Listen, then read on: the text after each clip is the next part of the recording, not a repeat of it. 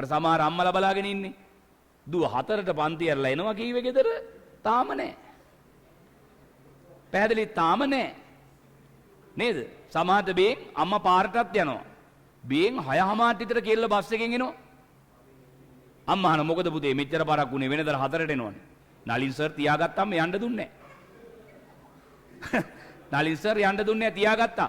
අපිට තව පේපර් එකක් දුන්නනේ. පේපර් එකක් දුන්නා යන්න දුන්නේ නැහැ. කරලම යන්න කියලා කිව්වා. පැහැදිලිද? අපි යන්නේ පේපර් එක කරලම ආවේ 5:45 බස් එකේ ආවේ. තව ජුට්ටෙන් බස් එකකුත් නැති වෙනවා. මේකි පන්ති ඇවිල්ලත් නැහැ. වෙන මගුලක ගිහිල්ලා අවල මේ ගියපු එක එන්න දීලා නැහැ. දැන් කාගේ නමද?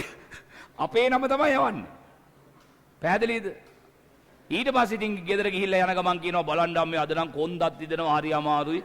උණත් දිදෙනවා වගේ ඇඟපතට තලලා දාලා වගේ කියලා මොකද කරන්නේ? ගෙදර අනේ පව් අර අම්මා සිද්ධාලේප ගානවා කොන්දත ගානවා